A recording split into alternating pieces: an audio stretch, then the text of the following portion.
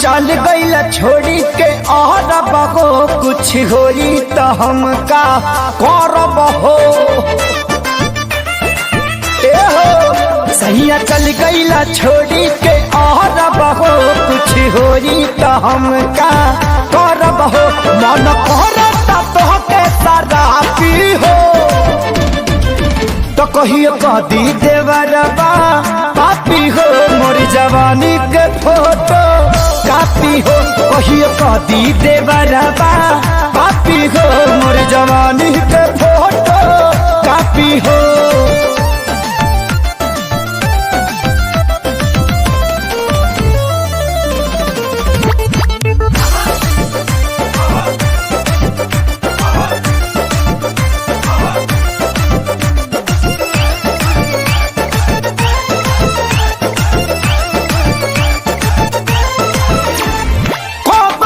धन पुराय करा हवाले का कोई नजर ये कहाँ कहाँ डाले।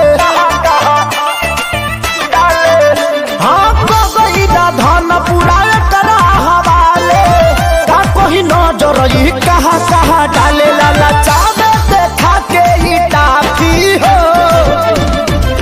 तो कहियो कह दी देवरबा पापी को। मोर जवानी के फोटो कापी हो कहियो कदी देवरबा पापी हो। मोर जवानी के फोटो कापी हो।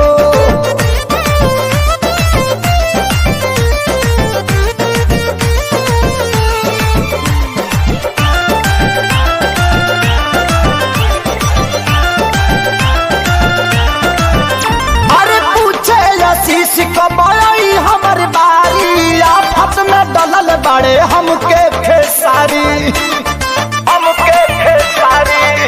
हाँ पूछे सोनू कब आई हमर बारी आफत में डलल नीली कमल खेसारी के गलती कुंदन मांगे माफी हो तो कहियो कदी देवरबा पापी को।